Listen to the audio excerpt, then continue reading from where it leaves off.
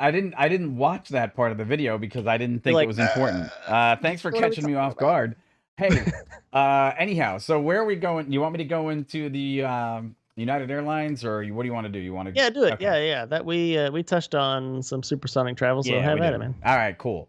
All right, so a couple weeks ago, we guys brought you an article that Aerion, which was scheduled to start construction on one of their massive developments on a supersonic uh, building facility in Melbourne, Florida, suddenly just Mhm. upped and folded shop.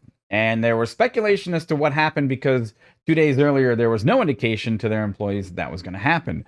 Well, however, United Airlines recently, okay, and this is from June 3rd, said that they're going to buy 15 ultra fast airplanes from startup Boom Supersonic. And we have featured Supersonic here on the channel before in some Yep. other articles that we have Yep. covered. And basically, what they're saying here is that the carrier is buying 15 planes from Boom Supersonic with the option to purchase 35 more. Okay, and Boom's first commercial supersonic jet, the Overture, has not Yep. been built or even certified yet. Okay, however, Boom is starting. They're actually targeting starting passenger service 2029, which is absolutely a ludicrous, and I do mean ludicrous in the sense of how fast you're going to try to type certify and fly an aircraft that is very similar to the Concorde, because we know that their concept was very similar to the Concorde. Okay, at a Mach 1.7. Okay. Yep. And they also said that one of their goals were that they were going to try to get a per seat purchase down to $100 in previous articles that we've covered. Okay. Mm-hmm. So this is a tough one to swallow. And the reason why it's tough to swallow is because, look, here's the difference of what I see. And I could be completely wrong, but let me know in the comments below. Is that right now, when you're going to make lofty goals on an aircraft that we haven't even seen, okay, and it's impacted the marketplace where another competitor has actually dropped out because obviously some level of competition is there that wasn't reached. However, when you're basically pinning your hopes on a vapor airplane, and I do mean vapor because it's not existent yet, okay, and you're forecasting this into the not too distant future of saying 1.7 Mach, but you've already suggested that a price point would be around $100. I know the technology is out there that could do this. Mm-hmm. However, you're setting amazingly difficult goals to do within that timeline. That's what I think. What's your take on this one? Yeah, it's another business case. It's just like you said before. Can such a plane be built? Yeah, sure. I mean, they did it already with the Concorde, and Rolls-Royce is on board with these new, better engines. They're talking. One thing you'll maybe note too, if you saw our previous video on Boom Supersonic, you know they talk about sustainability. Mm-hmm. They're pretty big into trying to eventually get to net zero emissions for their operations Right. while the planes are flying. So there's a lot of. I say that just to say that they're doing more than just one thing. They got a lot of things they're trying to do, and one of which is $100 per seat at Mach 1.7 2029. That's a So tough ask. and with United on the board, and so maybe I mean for me thinking about it, maybe Aerion folding, as you mentioned, had something to do with maybe they were both bidding at at United, maybe, Right. or some other players we don't know about, possibly. And obviously United went with Boom, and Aerion's like, well, that was our whole thing, and maybe it just wasn't managed well. I don't know. And then they folded pretty suddenly, actually. When we talked about that, I don't remember the exact date, but it was a Friday morning at the airport there. The airport authority was meeting with a lot of the owners of property there, Mm-hmm. and they announced it there, and literally went out of the meeting and announced and told their employees, and that was it. It was just like done. Crazy how sudden it was. But yeah, I mean, I don't know, dude. Look, it sounds like it it's sounds like they have the yeah. proper group lined up to help them, right? And I'm just rolling some footage here on their announcement when they rolled out the XP1. And Yeah. it sounds like they have the proprietary amount of information with Rolls-Royce, like you said, lined up. And it sounds like they Mhm. have the right people in the proper places. But that doesn't, I mean, I can't say this enough. That doesn't always mean success. Okay. And the different look, I know they're going with a fairly proven design, which would Yeah. say that this is, doable. That the only issue I have is when you set that dollar per value per seat, you have to hit very stringent, goals in order to make that happen.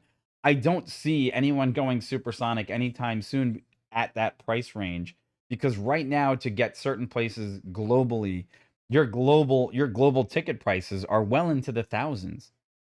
Okay. Yeah. So I just Yeah. don't see the congruency there of that being a realistic goal to have this happen. The second part of it is that concerns me is the fact that that even though it's based on a proven design, it's not type certified or tested yet. Now I know you could Mhm. do all the wind tunnel testing in the world, but call me suspicious at that level because a lot of money. United's also purchased a couple other, air taxi investments that they're looking at for the not too distant future that they want to operate under. I think it was SkyWest or someone else. Um, Yeah. I don't I'm recall good. that one actually. Yeah, No, no, go ahead. I was just I don't recall that, but I thought doesn't one mean of I'm them. not. I thought one of them had made a commitment to buy like 200 air taxis from I can't remember was it Lilium or Yeah. there was one of them out Man, there, right? And yeah. Anyway, yeah. There's yeah. risk. This is a risky move. I think it's risky. And yeah, I don't know if any money's exchanged hands or it's just a promissory note at this point. But to me, Right. I want to see it when it happens. I think it was they said, oh, it was the United took a stake in the eVTOL startup Archer. That's the one that they took the stake in Oh, and they're gonna support for Mesa or Mesa something. Is that Airlines them? for Yeah. 200 Yeah. Yeah. electric Yeah. aircraft being designed to fly Yeah. short distances. So look, Yep. is this United making appeal? Oh, hey, I'm going to throw this out here.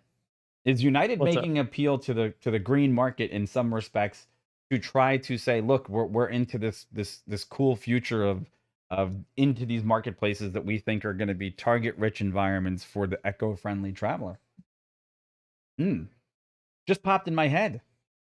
I mean, yeah. I mean, well, one thing I'll say, I just was thinking about as you're talking about that was I know United. Well, okay, we talked about Boom wanting to be net carbon neutral on their operations, but also I do also know that United wanted to be net neutral by 2050. Now I know that's some time away, Right.